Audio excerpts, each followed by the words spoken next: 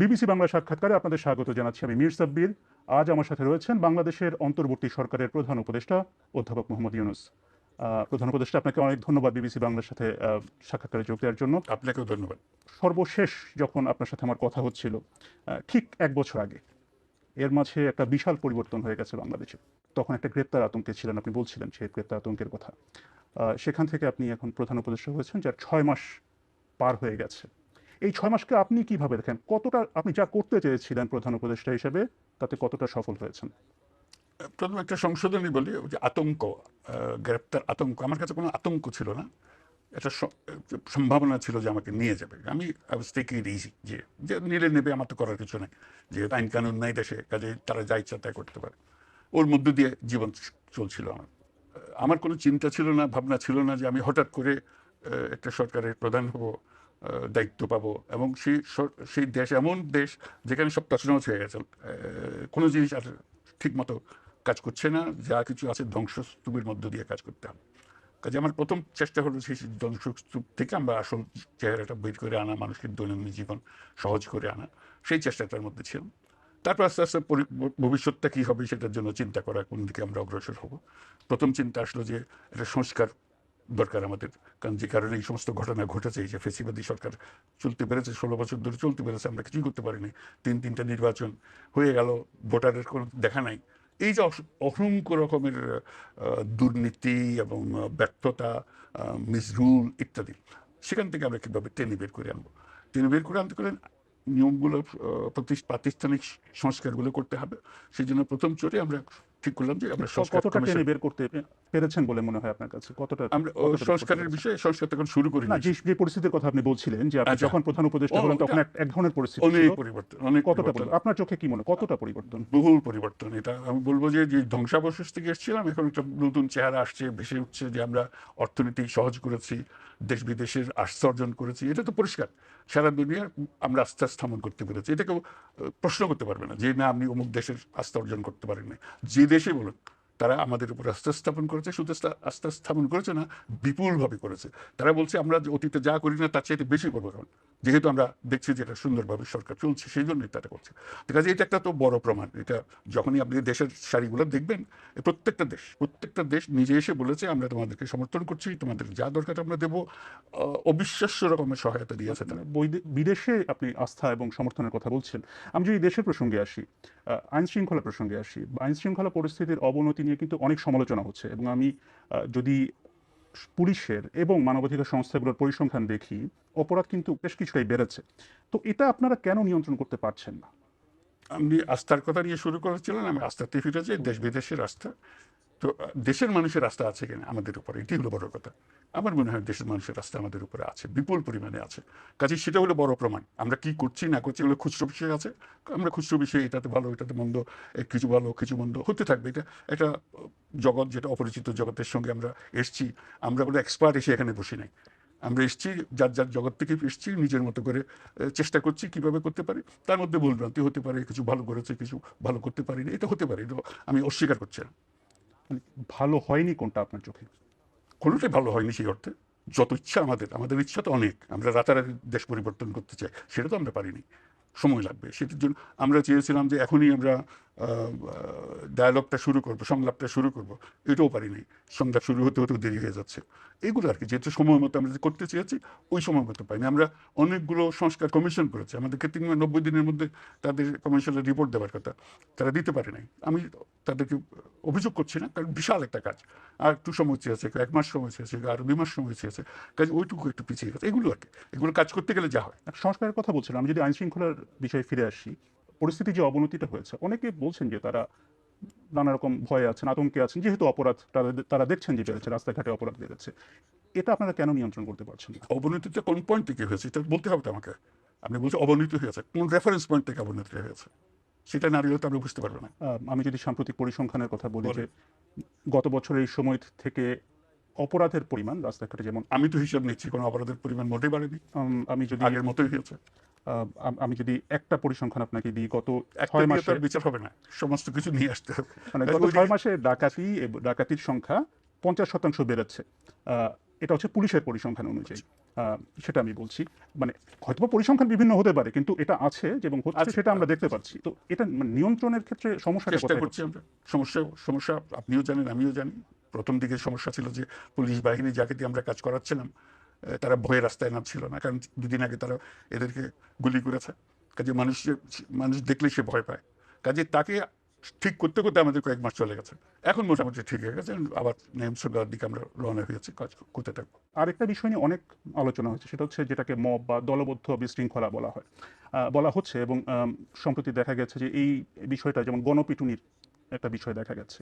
কিছুদিন আগের কথা যদি বলি, বেশ কিছু ধানমন্ডি ৩২ সহ বেশ সারা দেশে অনেক ভবনে ভাঙচুর হয়েছে, কিন্তু দেখা যাচ্ছে দীর্ঘ সময় ধরে চলেছে যেখানে কিনা সরকারের বা আইন শৃঙ্খলা বাহিনী তেমন ভূমিকা দেখা যায়নি। কেন তখন ঠিক ওভাবে ভূমিকা দেখা গেল না? আপনি পরে একটা বন্ধ করার জন্য আহ্বান জানিয়েছেন, কিন্তু আইন শৃঙ্খলা রক্ষাকারী বাহিনী কেন সেখানে তখন কার্যকর ভূমিকা পালন করেনি? সময় নিচ্ছে, তারা প্রস্তুত হয়নি, যা তাদের মানসিকতার থেকে এখনো মুক্ত হতে পারে নাই। এটা একটা জিনিস হতে পারে।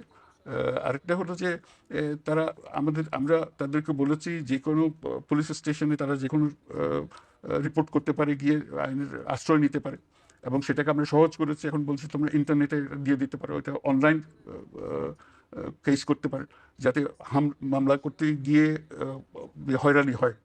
বরাবরই বাংলাদেশের যে ঐতিহ্য, পুলিশ থানাতে গেলে যে সমস্ত হয়রানি হয়, সেটা থেকে বাঁচার জন্য এখন অনলাইন করেন, যে অনলাইনের ব্যবস্থা যা যা আমাদের মনে হয়েছে যে মানুষকে সহজ করা যাবে, তথ্য আদান প্রদানের সহজ করা যাবে, এবং মামলা করে সহজ করা যাবে ইত্যাদি। মানে অনলাইনে তারা করতে পারছেন, যে সেটা আপনারা সহজ করেছেন, কিন্তু আসল কাজটা তো পুলিশকে করতে হবে। আপনি যেটা বলছেন পুলিশ সেই পর্যায়ে যেতে পারেনি, তারা নিজেরা আস্থা পাচ্ছে না বা তারা সেইভাবে সক্রিয় হচ্ছে না।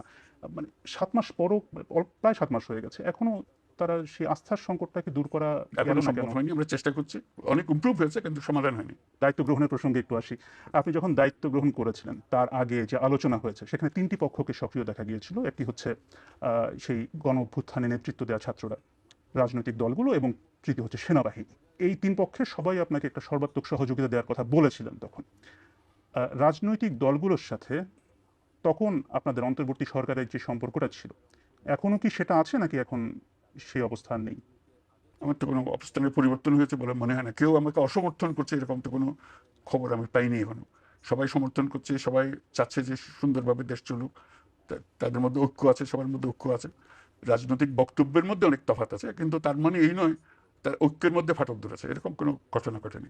বিএনপির যে ভারপ্রাপ্ত চেয়ারপারসন তারেক রহমান একটি বক্তব্যে বলেছেন যে অন্তর্বর্তী সরকারের নিরপেক্ষতা নিয়ে জনমনে সংশয় তৈরি হয়েছে। জনমনে ওনার মনে সন্দেহ হয়েছে কিনা এটা হলো কথা।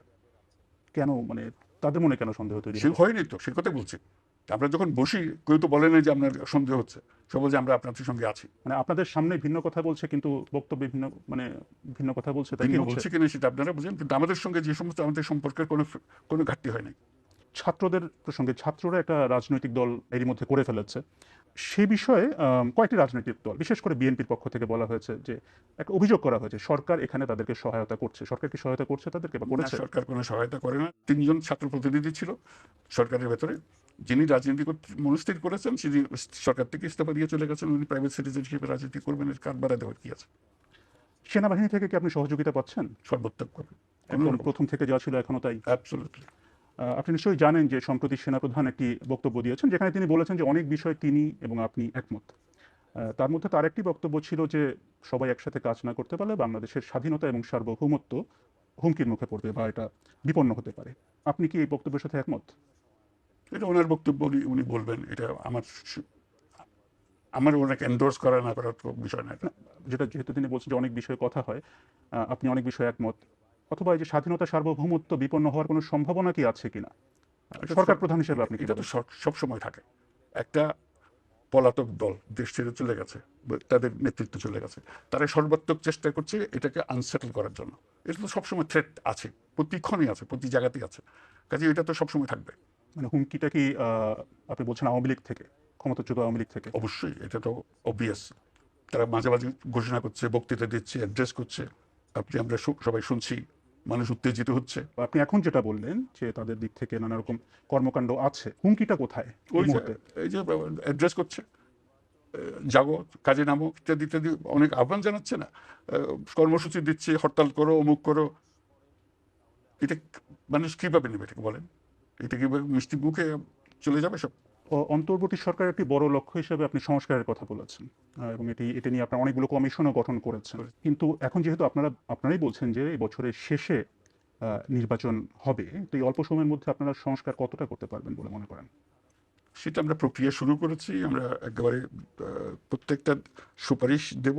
সুপারিশের সঙ্গে কথা থাকবে আপনার রাজনৈতিক দল এটাকেই সমর্থন করে, এটাতে রাজি আছেন, রাজি থাকলে বলেন, রাজি না থাকলে বলেন। বা এই যে সুপারিশটা আছে সেটার মধ্যে যদি কোনো একটা সংশোধনী এলে আপনি রাজি হবেন সেটা বলেন। এটা কি নির্বাচনের আগে সংশোধনটা করা ঠিক হবে, এটা কি এই নির্বাচনের পরে কি, সব প্রশ্নের এখানে সমাবেশ আছে। রাজনৈতিক দলকে শুধু বলতে হবে এটা আমি রাজি, এটা রাজি, এটা আমি এটা বলে দিলে সব কিছু মিলালে তারপরে আমরা একটা ঠিক করব সবাই কোন সুপারিশে সবাই একমত হয়েছে। এরকম যে সমস্ত সুপারিশে তারা একমত হয়েছে সেগুলো আমরা আলাদা একটা কাগজে নিয়ে আসবো। এই বিষয়ে, এই সমস্ত বিষয়ে সবাই একমত হয়েছে, তখন এটাকে আমরা বলবো এটা চার্টার, একটা জুলাই চার্টার। এবং সবাইকে আহ্বান জানাবো আপনারা সবাই যেহেতু একমত হয়েছেন সই করে দেন জুলাই চার্টার, এর মতোই আমরা এখন চলবো। সেই পরিপ্রেক্ষিতে তখন নির্বাচনটা হবে। নির্বাচনের আগে যেটা বলেছেন সেটা নির্বাচনের আগে হবে, যেটা নির্বাচনের পরে বলেছেন সেটা নির্বাচনের পরে হবে, এটা আপনাদের বিষয়। কিন্তু আপনারা একমত হয়েছেন, সেই ঐক্যমত্যে আমরা গঠন করার চেষ্টা করছিলাম। তাহলে কি বলা যায় যে নির্বাচনটা এবছরের মধ্যেই হচ্ছে? আমরা তো সেটা ঘোষণা করে দিয়েছি, আবার নতুন করে আর বলার তো কিছু নাই। সর্বশেষ যখন আপনার সাথে কথা হচ্ছিল তখন আপনি একটা বিষয় বলেছিলেন যে এই যে আপনার উপরে যে মামলা, হয়রানি, এসব কারণে আপনি ব্যক্তিগত জীবনে নানাভাবে প্রভাবিত হচ্ছেন। এখন এই 6 মাস প্রধান উপদেষ্টা হিসেবে থাকার পর আপনার ব্যক্তিগত জীবন কিভাবে প্রভাবিত হয়েছে? আমি তো এখন সে ব্যক্তিগত জীবন থেকে বিচ্যুত হয়ে গেছি। এখন তো আমার জীবন অন্য রকমের, এই বদ্ধ করে কাজ করার মতো জীবন আমার, ওদিকে ওদিকে কাজ করার সুযোগ নেই। যেটুকু করার খুব সীমাবদ্ধভাবে আমাকে ফোকাসড হয়েছে সেগুলো করতে হচ্ছে। কাজে ওটার সঙ্গে এটার কোনো তুলনা করতে পারছি না আমি। ওইটা আমি ফ্রি জীবন, আমি যা ইচ্ছা তাই করছিলাম, এখন তো সেটা আর করা যাচ্ছে না। গণ অভ্যুত্থানের পর থেকে ভারতের সাথে বাংলাদেশের সম্পর্কের একটি অবনতি দেখা গেছে। এখন দুই দেশের সম্পর্ক এখন কোন পর্যায়ে আছে? খুবই ভালো, আমাদের সম্পর্কের কোনো অবনতি হয় নাই। আমি যেভাবে ব্যাখ্যা করে এসেছি আমাদের সম্পর্ক সবসময় ভালো থাকবে, এখনও ভালো আছে, ভবিষ্যতেও ভালো থাকবে। বাংলাদেশ ভারতের সম্পর্ক ভালো না থেকে উপায় নেই। আমাদের সম্পর্ক এত ঘনিষ্ঠ, আমাদের পরস্পরের উপর নির্ভরশীলতা এত বেশি, এবং আমাদের ঐতিহাসিকভাবে, রাজনৈতিকভাবে, আমাদের অর্থনৈতিকভাবে আমাদের সম্পর্ক এত ক্লোজ সম্পর্ক, সেটার থেকে আমরা বিচ্যুত হতে পারবো না। তবে মাঝখানে কিছু কিছু দ্বন্দ্ব দেখা দিয়েছে, আমি হচ্ছে মেঘ দেখা দিয়েছে। এই মেঘগুলো মোটামুটি এসছে অপপ্রচার থেকে। অপপ্রচারের সূত্র কারা সেটা অন্যরা বিচার করবে, কিন্তু এই অপপ্রচারের ফলে আমাদের সঙ্গে একটা ভুল বোঝাবুঝি হয়ে গেছে। সেই ভুল বোঝাবুঝি থেকে আমরা উত্তরণ করার চেষ্টা করছি, কিন্তু আমাদের মূল সম্পর্কের মধ্যে কোনো তার সাথে আপনার সরাসরি ভারত সরকারের সাথে আপনার সরাসরি যোগাযোগ হচ্ছে? সবসময় যোগাযোগ হচ্ছে আমাদের। তারা এখানে আসছে, আমাদের লোকজন সেখানে যাচ্ছে। আম, প্রাইম মিনিস্টার মোদির সঙ্গে আমার প্রথম চোটেই কথাবার্তা হয়ে গেছে। ইলন মাস্কের সাথে সম্প্রতি আপনার একটা কথা হয়েছে এবং তাকে আপনি বাংলাদেশে আমন্ত্রণও জানিয়েছেন। এটা কি যুক্তরাষ্ট্রের নতুন প্রশাসনের সাথে একটা সম্পর্ক তৈরির চেষ্টা এটা নাকি? মূলত ছিল স্টারলিংক নিয়ে, এটা ব্যবসায়িক একটা সম্পর্কের বিষয় ছিল। সেই বিষয়ে আমরা আলাপ করছি যে স্টারলিংকের কানেকশনটা আমরা নিতে চাই। আওয়ামী লীগের রাজনীতি নিয়ে রাজনৈতিক দলগুলোর মধ্যে মতভেদ দেখা গেছে, বিভিন্নজন বিভিন্ন কথা বলছেন। এটা নিয়ে আপনার অবস্থানটা কি? ওই যে ঐক্যমত, আমরা বরাবরই ফিরে যাচ্ছি ঐক্যমতে, সবাই মিলে যা ঠিক করবে আমরা তাই করবো। মানে এই বিষয়ে আপনার সরাসরি আমার কোনো অবস্থান নেই যে সরাসরি অবস্থান, আওয়ামী লীগ কি নিষিদ্ধ হবে অথবা রাজনীতি করবে কিনা, নির্বাচনে অংশ নেবে কিনা, এটা নিয়ে? আমি অত ডিটেলসে যাচ্ছি না। আমার বরাবরের পজিশন সেটা হলো যে আমরা সবাই এই দেশের নাগরিক, আমাদের এই দেশের উপরে সমান অধিকার, আমরা সব ভাই ভাই, আমাদেরকে এই দেশেই বাঁচতে হবে, এই দেশকেই বড় করতে হবে। কাজে যে মত দল করবে তো বটে, সব কিছু করবে, কারো কোনো এই দেশ থেকে কেড়ে নেওয়ার, এদের তার অধিকার কেড়ে নেওয়ার কোনো উপায় নেই। কিন্তু যে অন্যায় করেছে, যার বিচার হওয়া উচিত তার বিচার হতে হবে, এটুকু শুধু।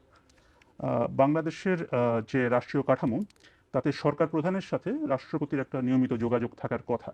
আপনার সাথে কি বর্তমান রাষ্ট্রপতির সাথে যোগাযোগ হয়? যখনই প্রয়োজন হয়, শুধু শুধু তো গিয়ে ওনার সময় নষ্ট করার দরকার নেই, যখনই দরকার হয় আমি তার কাছে যাই। এর আগে সাক্ষাৎকারে আপনি একটা কথা বলেছিলেন যে ১/১১-র সময় আপনি যে একটা রাজনৈতিক দল গঠন করেছিলেন সেটা নিয়ে কথা হচ্ছিল এবং আপনি বলেছিলেন যে আপনার রাজনীতিতে আসাটা ভুল হয়েছে। এখন আপনি বাংলাদেশের সবচেয়ে বড় রাজনৈতিক পদে রয়েছেন। আহ, এখন আপনার কি মূল্যায়ন যে এটা কি এখানে আসা কি আপনার সঠিক হয়েছে নাকি এখনই বিচার করতে চান না? না, বিচার করবো। প্রথম কথা, আমি রাজনৈতিক দল গঠন করি নাই, গঠন করার কথা বলেছিলাম, কথা বলেছিলেন। এবং 10 সপ্তাহ যাবৎ এই কথা জারি ছিল। এই 10 সপ্তাহ পরে আমি বলেছি না, আমি রাজনীতিতে যাব না। আমি এই কথা বলেছি, politics is not my cup of tea, এবং ওইখানেই সমাপ্ত। এরপরে আর রাজনীতির কাছে আমার কেউ টানতে পারেনি। সবাই চেষ্টা করেছে দেশের নেতৃত্ব নেন, আপনি প্রধানমন্ত্রী হন, সবাই চেষ্টা করেছে, আমি কোথায় যাইনি। আমি বলছি যে এই চ্যাপ্টার শেষ, এই 10 সপ্তাহ দ্যাটস এনাফ, ওইটাই ছিল। কাজে ওইভাবেই আছি এখন এখানে।